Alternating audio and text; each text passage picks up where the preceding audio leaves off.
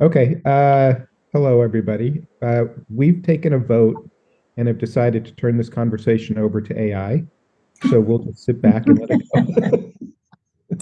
So we just Richard say didn't goodbye laugh at now. Richard Yeah. didn't laugh at I that. got distracted, but I heard. So yeah, we're gonna have our AI Abby's do everything, and Yes. We have a bunch of different topics that are primarily culled from things people say on Twitter, writers say on Twitter. The first one is indie writers are often supportive on social media, but it seems like that's where most of the reach goes to other writers, not so much the members of the reading community the way publishing houses do.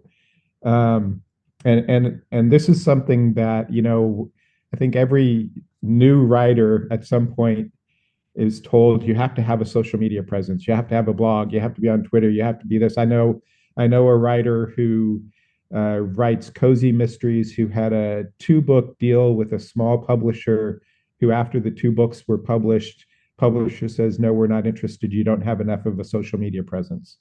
That was their specific reason given for not continuing a relationship with him. um, so I've had a social media presence now for, I think, almost 15 years. And I absolutely think that statement is 100% correct for me. It doesn't matter whether I'm on Twitter or Blue Sky or my blog or, Facebook is not really that way, but I also don't do much on Facebook anymore. But basically, what I realized is that all of this social media presence that I have is about other writers. And yeah, we're all readers, or we should be all readers, but it doesn't really reach out to just people who are readers. And sometimes I wonder, so are we just cannibalizing each other, or it's like this wonderful community, but it doesn't get farther than writers most of the time. Well, I've heard that if you are on social media and you are interacting with people, it's got to be 20% chat info, sort of time of day, and 20% actually mentioning your books. Now, that's an awful lot of time in a day to actually be on there without sort of pushing what you really want to push, which is more sales. I've also heard that publishers say that unless you have a huge following on a social media before you even approach an agent or a publisher, small publisher, that they won't even look at you. So your friend who's got two books published without that has done incredibly well.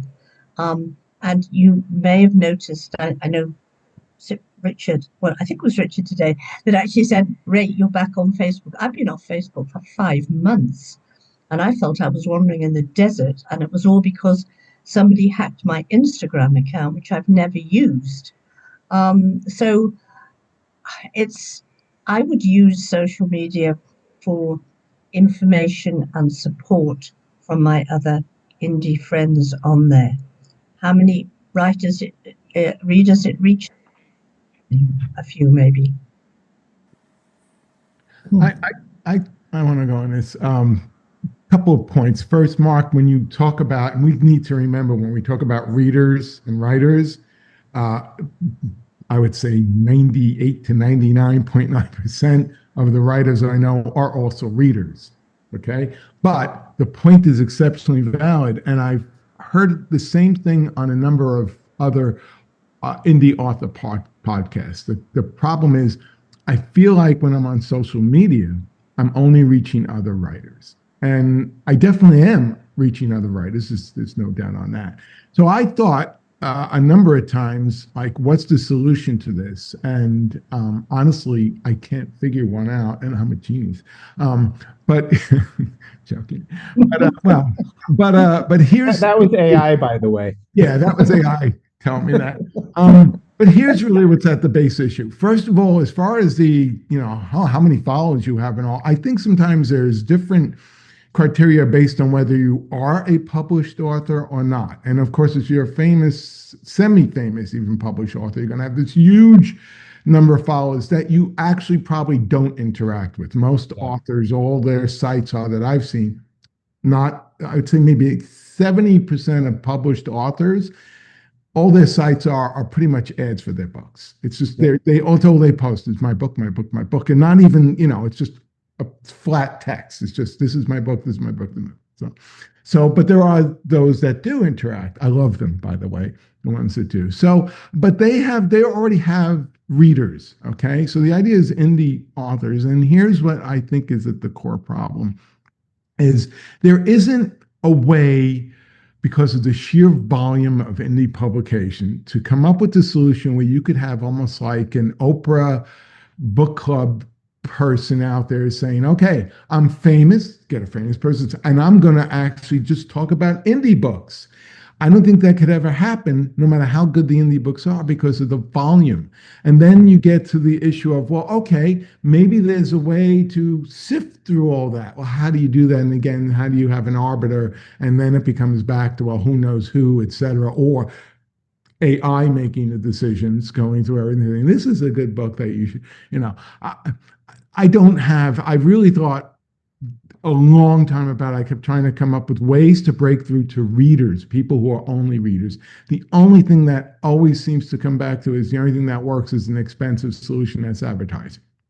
If you advertise in places where readers are looking, wherever those are, we talked about that in the past, that's the only way, because I think the reader will assume if they see an advertisement for any book that this is backed by something substantial. No, and I mean just that there's a publishing house there, and they're geared towards that, So I don't see that unless there's, again, you can't go by top 10 lists, because I have seen where those numbers are highly skewed, just by number of books sold, et cetera. They're skewed for the wrong reasons, So I don't know. I have thought a lot about, I don't think there is an easy solution, but what we really do need is something like that.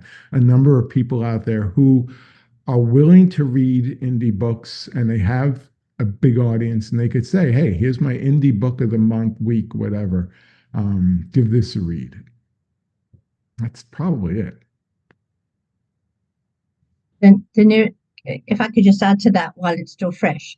The only way I haven't cracked it for huge amounts, okay, but what I do is I pay so much a month, and I put up one of my books for free on one of these big company things, and they then send me an email list of people who've picked up my book and have signed to say they're happy to be on my mailing list. Look, I've only got 3,500 on there at the moment, but in return, I send out a newsletter at the end of each month, and I make it as interesting and as fun as I possibly can. I post pictures of local fiestas. I post pictures of travels that I've done overseas. I mention one of my books, just one, that I'm featuring that month. Then I feature 2 other books that I've read, and I recommend another book. So that's not me either. Then I do a fascinating facts, where I sort of comb the net for weird and wonderful things, and I illustrate those. I have a competition where I give away a book, one of my little novellas a month. And then I have a lot of cartoons sprinkled all the way through. I don't know if any of you are on my list, but I am. Who is? Me. Okay. I have to get on your list there. And I actually get a lot of feedback. And I actually think it helps sales, because these are readers who are getting free book, fine. Some unsubscribe, but I'm getting a very high open rate now, and I'm getting very few unsubscribers. So that's my take. I put all my effort into that, and therefore I'm not on Facebook a lot. I'm not on Instagram. I'm not on Blue Sky, all the rest of it, as much as I used to be, because I've sort of given up all that, really. Almost. Yeah, I think maybe I need to consider that, because I've limited my social media. I pared it all the way down. But what I have always done on social media is exactly what you're saying. I post photos I take. I funny takes if I think I'm funny. Bertold will have to tell me. I also interesting articles, whether they're science or whatever, interesting facts. Merriam-Webster always has something fun, and sometimes I will, repost that. So I try to make my website presence entertaining, and not just, me. I say I repost a lot and support other authors, but and I do get occasionally a book sale because of that. Somebody does follow me, but usually they are other authors.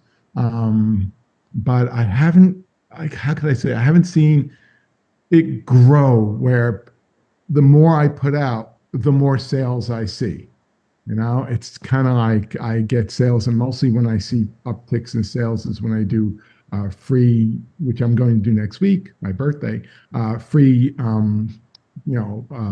ebooks, free ebooks, and then if I have the rare times I spend on advertising, but I have to consider then newsletters possibly, and how to get people signing up for them. Lucinda, do you notice, you mentioned you feature one of your books in each newsletter. Do you notice that the sales of that book go up once I'm it's not sure. in the newsletter? Well, I can't. What you mean of my own book? Yeah. Yes, it does sometimes. Okay. If I give it another take, and also for any of my author friends, writer friends, they often come through to me and say, "Hey, I've just brought out a new book. Can you feature it in your newsletter?" And I do that. Yeah. So feel free if I used to blog twice a week, once with a load of fluff and once featuring author of the week, but I just ran out of steam. It was just too much. Yeah. But yes, I have noticed an uptake in sales, and not huge. I'm not doing that well, but It means you're hitting an audience, and that's great. That's yeah, fine. yeah. And hopefully most of them are readers, because I don't know how many of them are writers on there, but I can often judge the age of a reader, if you like, by the email address. If you get cutesy addresses, you think, hang on a minute, this isn't a 70-year-old woman having an address like this. It just isn't true to type. But yeah, so I think it's quite a young audience that I picked up. Right. So you pay some agency to distribute the newsletter, and that's part of it, I would think. Yes, I've got two expenses. One, obviously, to pay to the company that holds my book and then sends me the email addresses, and I'm getting about 50 to 60 a month, right? Which I then put into. But I stopped using Mailchimp because I couldn't afford them, and I lashed out for another one, which in fact gives me the first 10,000 after that initial payment. And I've got a way to go yet on that, so I'm hoping that won't come up too much. Too. So yes, it's costing me, but if I didn't, like you say, there's so many books coming out every week, we'd all fall off the cliff, wouldn't we? Really? And at least you seem to be reaching readers as opposed to just a whole lot of other writers or authors. I hope so. Yes. Yes. I can't see you, Audrey, having an email address like Daisy Flowers at gmail.com. Just as new, is it? Well, one of my email addresses is kind of silly, but anyway, and I'm old. Do you actually have 37 cats? No, see, that's just it. One of the things I've thought about is, especially with the explosion of the technology that makes indie publishing so easy, has every reader become a writer? Seriously. This was going to be my point. Yes, that I'm not convinced. There's actually, in the book The Unpublishables by Noah Goetz, which some of you may have read because I've talked about it, he says something like, doesn't every reader really wish that they could be a writer? Doesn't every reader kind of think, I could write a better story? And I mean, I think that's true. And I think now, as you said, Mark, there's the ability to do that. Like, anybody can write and self-publish at least a story in some form. So here's what I see happening is that most people who like to read are also becoming writers. But the total number of people who like to read is shrinking because a lot of them are just, there's other forms of entertainment. Like, you can just scroll social media or TikTok or whatever, and all these things. So the remaining people who are left who still read are probably also writing. This is my take Yeah. on it. I don't know. I know a lot of people who just read and haven't written and have no desire to write anything. So the other point I was going to make is that at the end of the day, most social media platforms are platforms for writers because that's what you do. Blogging is Right. the best example, but even Twitter and Blue Sky and I forget what was the last thing you said, Richard? I forgot because there's something. Yeah, this is why we need AI. You need to remember what I said. I just say Like things. 30 seconds ago. I don't even process what I'm saying when I say it. But it's just we're spending all this time on social media platforms where everybody's writing. And it's just I don't know where do you go and oh, I know what you said. You know plenty of readers who just read. Are those people you know who are readers? Are they on social media that much? Actually, that's what I was saying. I don't know whether, no, most of them are not, except a lot of them are on Facebook, but mostly to keep in touch with their friends and family. They're not looking to, but Yes. I know that population does still like when you talk about Facebook, there are people who shop and do everything their Right. lives on Yes. Facebook. These aren't Yes. the people I'm talking about, but yeah, I no, I guess my point is we're on these platforms. I think there's there I know lots of people who were just readers too. And the vast majority of them that I can think of right now off the top of my head do almost nothing on social media. There's something about social media that pulls in people who are creative, whether it's writing or some other thing, or they're political, or there's something that pulls them there. And a lot of people who are readers who don't write or do other things, there's no reason for them to be on social media. I don't know. Okay. I follow some blogs. See, I don't do social media much. Yeah. All I have is my blog, and I put reviews on Goodreads, which I don't know if that even counts as social media because it's so limited. But I see on in the blogosphere, I see a lot of people who do a lot of reading and review books, but they don't write. And then there are people who have other interests, like I follow some gardening blogs, and some of these gardeners will, they post pictures of their garden and they talk about plants and stuff. They're not writers either. Occasionally, some of them will actually mention a gardening book they've read, but they aren't writing their own books. So I think what it is that readers are not a uniform clump of people. They're all kinds of people, and then you get your splits by genres, and then you get people who maybe read a little bit, and then you get people who read a lot, and then a lot of those people do end up being writers. But I think it's sort of like TV watching, right? I mean, it used to be that people used to all watch the same TV the stations.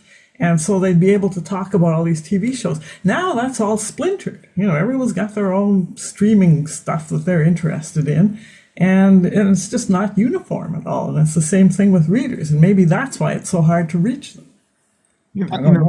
I was one second. I was agreeing with Mark about the creatives because that's what I was thinking. But Audrey, your comment made my brain remember. Yeah, there are also, for instance, on Blue Sky where I am, there's also gardening people who are just interested in gardening, photography, lots of those, tons of them. Yeah. So, but that is creatives. But there are people who just like seeing photos. They're not photographers, but et cetera. So I think I'm going to back off that. Go ahead, Berthold. I'm sorry. Well, no, that's fine. I think this is, Audrey, you make a good point here that there's genre readers, and I think maybe most readers are genre readers, and they stick to one specific genre. And so maybe they're like, anything outside my genre, I won't look at. Which is very much not how I am. If you read my blog, you kind of know I'm all over the place. And I can't really read one genre too long. I get bored of it. I need something else. But I think maybe most readers are just they have their genre or their stable of authors that they go to, and they're good because they're like, oh, they'll bring out a new book soon, and that's all they need. So they don't really go exploring for other things. I think that might be part of the issue. Certainly in Europe, I think with the audiobooks, I think a lot of people are not reading, but they're listening on their phones on a commute to work. I mean, it can be over an hour to commute each way to work. So I've seen a lot of that. But rather than them playing Candy Crush or, scrolling up and down, I mean, they are actually just listening to a book. And it's also very seasonal, I think.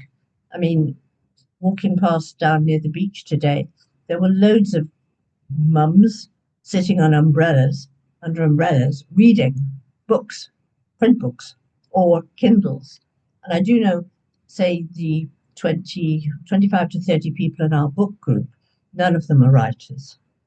Not that I push my own books with them, but, they didn't even know I wrote anything for a couple of years, never even mentioned it. But yeah, hearing them talk about what they've read and what their friends have read, none of them are writers. And I can't tell you how many times people have said to me, oh, I'd love to write a book. Oh, I'm good. And, you try to be encouraging because it's a close-knit community and we're here to help each other. And I've had more help than I could ever have expected, and they've been fabulous. And you meet them up 6 months, 9 months later. Have you started? How's it going? Well, I got to the first 6 pages.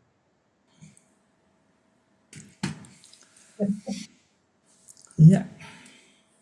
Actually, I wonder if maybe with AI, if you might find a lot of those people using AI and cranking out something or having it crank out something, and then they can say, oh, I wrote a book. AI helped a lot. Maybe they'll dedicate the book to it. You're getting a very nefarious idea but there are people who are currently dumping garbage on in internet spaces so that the AI models are being skewed. But I'm wondering if someone had the know-how to program some stuff to constantly, incessantly dump the names of your books in there. And then would AI eventually scoop up so much of that in its responses of examples of fiction or whatever, when, students are, your books keep popping up. I think we're all going to go look into that when this call is over. I know it's very attractive to me to do something like that because it's both evil and fun. And then, I mean, if AI is going to take over the world at some point, you might as well try to take advantage of that, right? Game the system. Go for the ride. That's what I grew up with, was people who game the system. So, anyway. Okay. I'm going to move on to another topic. Should every writer think his or her book is going to be a bestseller? No. Once you've done it for a while, you just leave that idea behind. Maybe at the beginning when you're just starting out. We always have this hope, but to expect is, just a little too much. Yeah, I think, well, I've been there long enough that I just don't think that's ever going to happen. And, you live with it, right? Or either that or you just give up. So, right. Yeah. I think even if you're a, significantly published author, you don't hopefully dwell on that either. You just, I'm saying, even if it's your source of income, you're a writer, a professional writer, and you've been doing it for years. I think if you try to do that, you get caught up in that. I can't see that as a positive thing.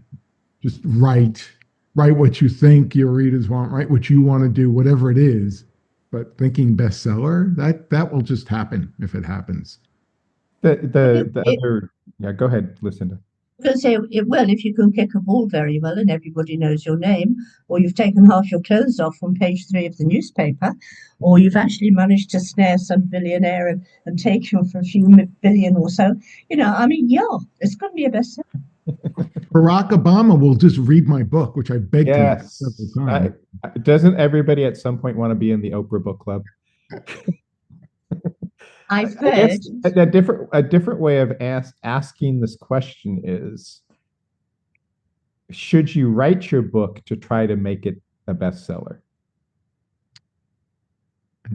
I don't feel that personally. Yeah. No. Again, Maybe, like I say, maybe at first, but once you've learned a few things, I think you're going to write and publish because of it's its own reward, right? And if you make any money from it or become, well, I don't know about famous, but become known for it, that to me is icing on the cake. And otherwise, if your goal is to become rich and famous and it's not working out, you'll probably just give it up at some point. that to me, Mark, sounds like creating a product. And not that I'm going to be against that. But, I could think of sometimes the biggest selling areas like romance books, young adults, whatever. There are people crafting a product. And again, because that's income. So I'm not by any chance trying to put negativity on that. But if you are a writer, if you enjoy writing, if it's your art expression, no, again, but if you want to craft a product and you have no interest except to generate sales, then maybe go that route. Think, okay, I want to make a bestseller. What makes a bestseller? I'm going to go against everybody just because and say, yes, you should believe that someday your book will be a bestseller. Maybe not even in your time. Maybe it'll be 100 years from now, but people will dig it up and they'll say, wow, this is amazing. That's how I imagine, I think maybe someday in the future, they will be assigning the directorate in the classrooms and they'll be telling kids, you have to write an essay about what was he symbolizing with the space elevator. And everyone will be required to read this book. Well, that even if it happened now with the early discussion of AI is not going to happen. The kids will have AI read the book and then right there. But still, the director will be on the list, and that's all.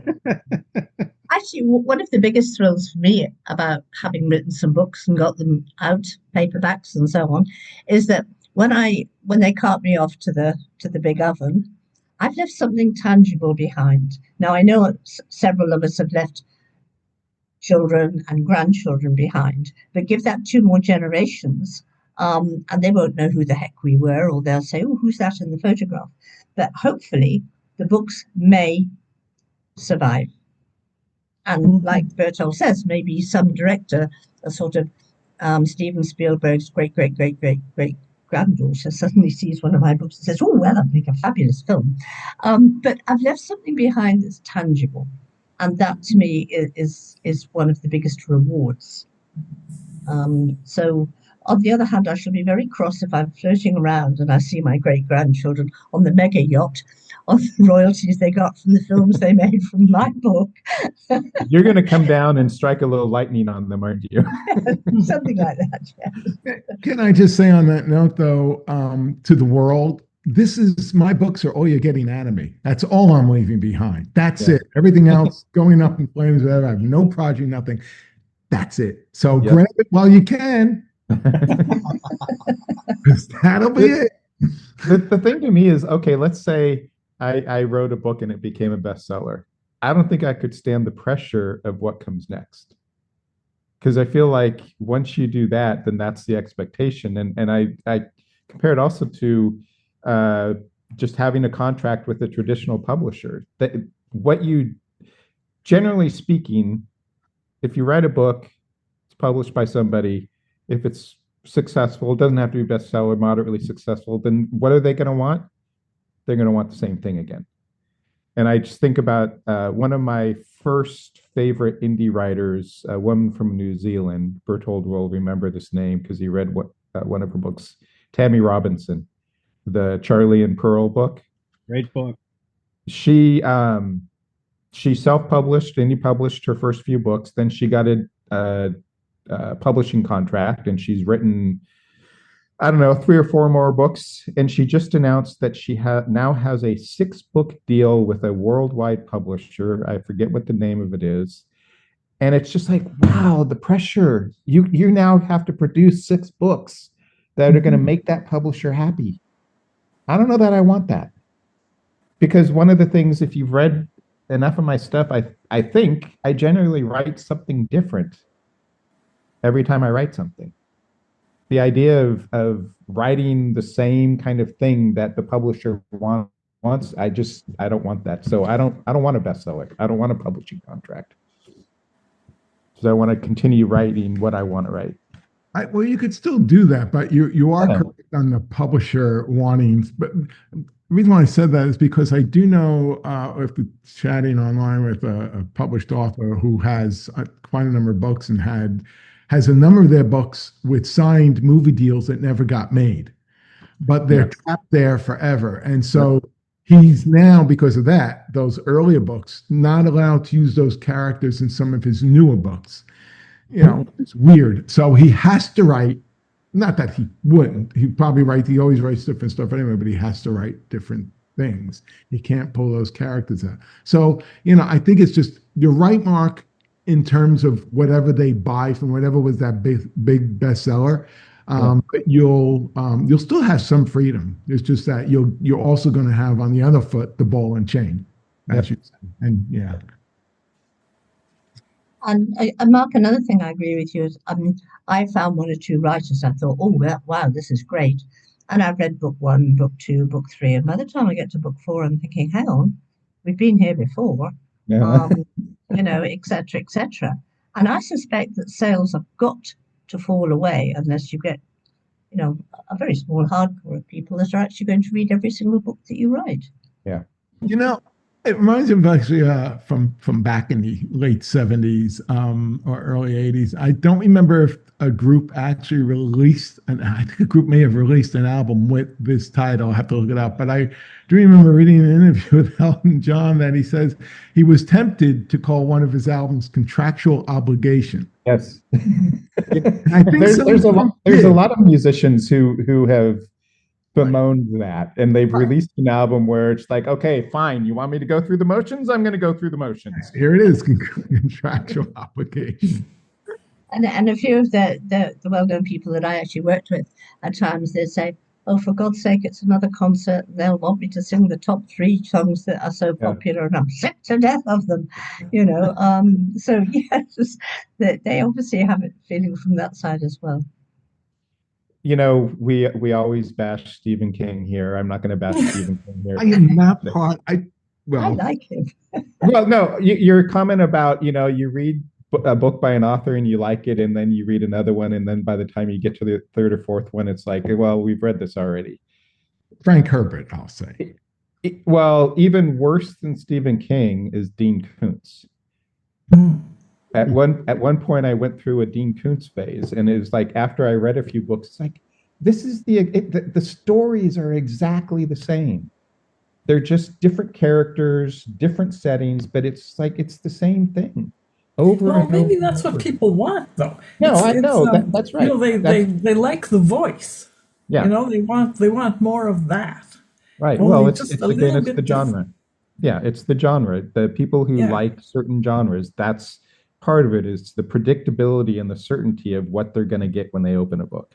Yeah. But before I get tons of hate posts, we don't get hate mail anymore, about Frank Herbert. It was semi tongue in cheek, because anyone who has read all his books, I'll just say this: how many books of his has Duncan Idaho resurrected from the dead in each book just to be the same character again? Yeah. I was being literal with that. Use the same characters, the same story. So,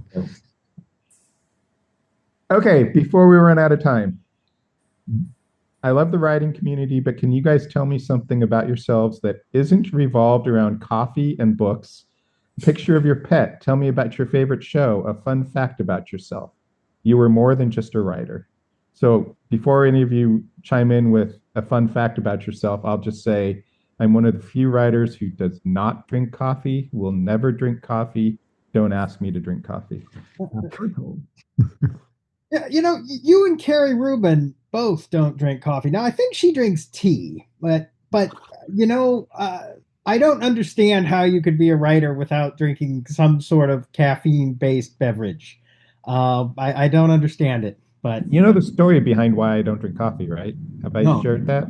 No, I don't. When I was a little kid, when my dad got home from work, I would go out to the garage and get a beer for him from the fridge, pop the can open, take a big gulp, and hand it to him.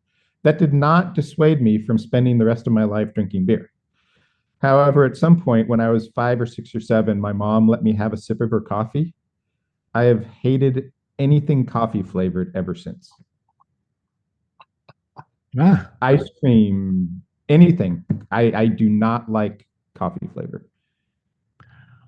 well, I am a tea drinker, but the comment was really because I remember way back on when it was Twitter and I was on Twitter, making that observation that why are so many authors assuming I have a cat, I drink coffee, and it's like there's a mindset from the other authors that we're all the same, and I'm like, no, no. So, but it's funny when you see there are I saw them more on Twitter, but there were these author accounts where all they did was post questions Yeah. that were mundane and were always like, who can't get started without coffee? Who has the problem with their cat sitting on their, and they would say these questions and then would repeat them every few. They weren't real. I don't even know if they were real people, but I think they were just trying to gain followers, et cetera. But it was those same sets of so it was funny when I read that. I thought, yeah, I have seen that. But for those authors who do, please continue doing that because that keeps things varied. Yeah.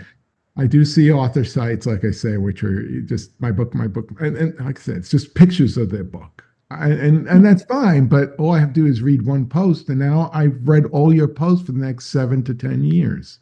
Yeah. I do think one of the things that I'm learning and seeing more and more is just how many people post questions or statements on Twitter or Blue Sky or Threads, and Threads in particular. Threads is the Facebook version of Twitter, Yeah. where they just say something or ask a question that is meant entirely to get engagement, Right. entirely to get people responding. And the That's what I was best talking way to do that is to post something that's ridiculous. Because then, I'll admit, I fall for this way more than I should, but it's just like people are just putting stuff out there to get responses, not for anything more than just to get responses. Yep. So does anybody want to share a fun fact about themselves that has nothing to do with being a writer? Well, I don't make a mug of coffee for myself. Okay, I make two at a time, right? 2 cups And of I take two mugs of coffee, right? And I take one to bed at night, so I've got it first thing in the morning. I used to have cats, but I don't have them anymore. I used to have dogs and breed dogs, but I don't have dogs anymore. I've had Amazonian crag lizards, I've had horses, I've had hamsters, I've had gerbils, I've had rats, I've had mice, I've had rabbits, breeding most of these things, guinea pigs. I don't have anything anymore. I have got no animals, so nothing walks on my keyboard anymore. Because we're in the theory we lock up and go and we can just go away and it doesn't really Yeah. matter. So that's about the most exciting thing about me really now. Having sort of No animals, no pets. I don't actually ever post that just in case I lose readers. So maybe you should edit that bit out, Rachel. I don't know. No cats. I'm not reading her books. Yes. Well, we currently have 2 dogs, a long-haired dachshund named Poppy and a cocker spaniel named Moose. And I'm thinking so in response to what you just said, we've had, particularly because of our kids, we've had guinea pigs, we've had birds, we've had leopard geckos, and we've always had 2 dogs. My older son has a cat. My younger son has a German Shepherd named Kitty. I have a Cocker Spaniel named Moose, and he also has a bearded dragon named Bunny. So we've become the family that names our animals with the names of other types of animals.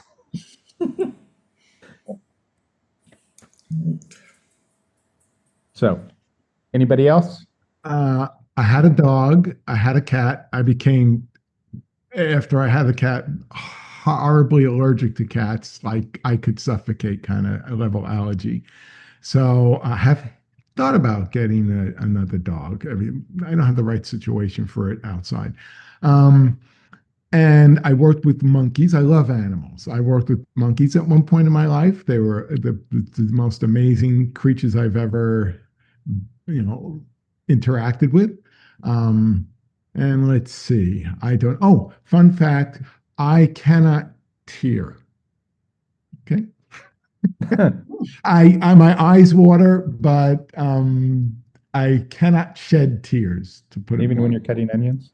Even when I'm cutting onions, because I don't know, one doctor told me it's because I was born like a month early. He said the heel well never formed, closed off. It just kind of drains right into your sinus or something. So, heel well overflows, and that's how you shed tears. So that's a That fun is fact. weird. Okay. That is a fun fact. I will shed tears for none of you. But it made sure you didn't become a famous actor, Richard. That would have been, yeah. I'd be honest, that occurred to me at some point in my life when I was young. I said, oh gosh, I don't think I'd become an actor then.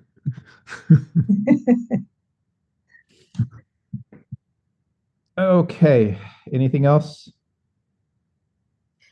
We've been going for about 45 minutes. Do we want to? What's a fun fact from Audrey? Did we not? I don't really have. I have no fun facts. Let's see. Dog? Okay. Well, we used to have a dog, but she died recently and left a big hole. So, and that's the only dog I've ever had that as a pet. And we have had cats, but not 37, not even all added up. I'm really a cat person, but living with this big dog for 10 years was kind of a life-changing experience. And I don't know that we'll ever have another dog because we still miss her so much. What kind of dog was No it? one's getting any younger and all that stuff. So What kind of dog was it?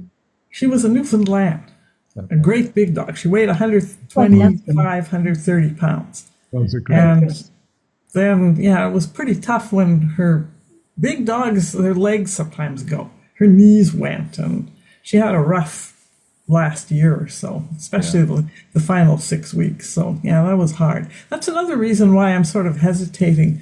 That's what happens with all animals, is that you have as pets. They get old and they die, and watching them go through their final struggles is tough to. It is. I mean, you miss them. So there's that. But a fun fact, okay, I like the idea of sailing, sailboats. I've been sailing, but I can't stand it. I mean, when you're just gliding along and there's a little breeze, it's wonderful. But the other parts where the weather gets bad, where the wind gets, heavy, you've got your surf, you've got the boat leans over, I just want off right there. Like right now, I don't want to be here. So that's kind of, a non-hobby of mine. Although we still own a boat, my husband sails, and actually right now he's working on scraping its little bottom and painting it, which is another no fun thing about boats. But you can't get me on a boat anymore. I'm done with that. So that's my no fun fact. Berthold, fun fact? Well, I guess I have to mention the pets I've had. I've had lots of cats. I've had lots of dogs over the years. I've had pet turtles. I've had pet mice. I've had Mark, you might want to cover your ears for this one. I've had pet snakes. Um, That's just an oxymoron. I'm sorry. Pet and snake do not go together. Yeah, I've had pet birds. Don't have anything currently. And a fun fact about me, inspired, Audrey gave me the idea for one. A fun fact about me is I have never been on an airplane. That is. I didn't fly until I was 29, and then Wow. I had to start flying for work. Yeah, same thing. Gotcha. What'd you say, Richard? I said 26, same reason, Yeah. was the work. So one more thing about animals. My son moved out a few months ago, and he's sharing a house with three other people. They have a room that specifically is the reptile room. So he has his bearded dragon, three little turtles, and a tarantula. Ooh, Someone else has some type of lizard, and they have two snakes in that room. ooh. So I'm never going in that room.